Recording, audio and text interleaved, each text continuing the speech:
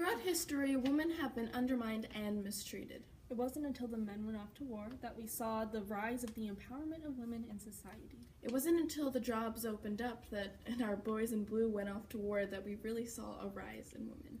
We can't go through the full history and everything that happened, so we'll give you a brief summary. Female empowerment, abridged. In ancient times, women could not go outside unless they got permission from the patriarch. And even if they did manage to, they could not talk to strangers. Women could not be independent. Fast forward to the 19th century, the turn of the century, about 1900. If I was there, I would be expected to be married and have children by the time I was 20. But most women couldn't get a divorce. Even if they wanted to, they couldn't support themselves financially. Even if I did manage to get a divorce, I'd be shunned by society. As a result, many women were forced to stay in unhappy marriages. On a different note, jobs for women were pretty scarce at the time. Most young women didn't have jobs at all, and if they did, they were servants for large households, or if they were educated, they might become teachers. Even then, they would most likely have to work in nurseries or elementary schools. And of course, there was no chance of any political rights at this point. In all honesty, even the suffragettes were losing all support at this point. Everyone was just scared of the progressive movement. At the end of the 19th century, Elizabeth Garrett Anderson became the first female doctor. But again, because she was a woman, it was difficult for her to succeed. She wasn't respected as male doctors. Around the same time, fashion designer Coco Chanel released her first products. She became a huge icon around the world. She claimed that luxury must be comfortable, otherwise it's not luxury. She was the one that said it was okay for women to wear pants and even had those little black dresses that are still in fashion today. And now we go to World War II. The men went off to war. Now it was necessary for women to step up in the jobs that were left behind.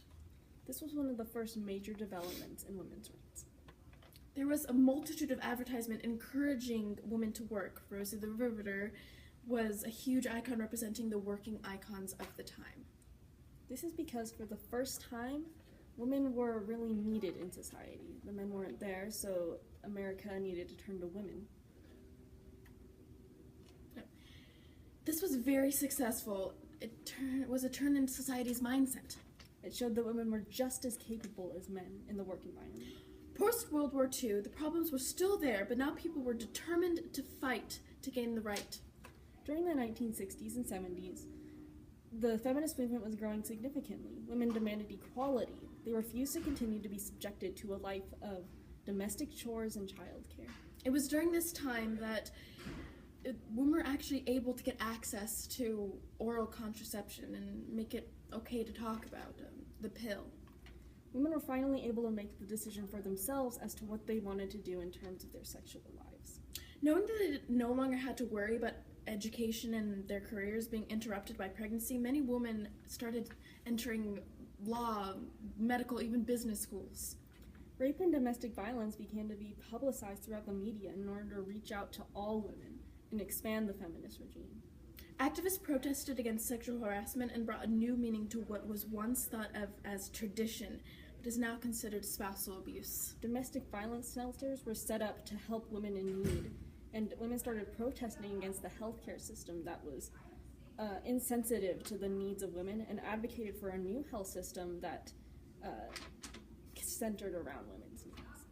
At the same time, a variety of protests and lawsuits against gender discrimination were going on. By the late 70s, many gains were made on the movement, and gender discrimination in education, sports, and obtaining financial credit were outlawed. And that brings us to the third wave feminism. These feminists continued on what they felt was unfinished by second wavers. This movement continues today and includes more women of color than ever before, in not only America but Europe, but also much of the developing world. Malala is one of the prime examples of this, as she advocated for women's education in Pakistan. Also, Madonna is one of the biggest icons in the feminist movement. She portrayed herself as a woman that could be both powerful and independent and made it okay for women to talk about sex and their own bodies and traversed a taboo. This is feminism.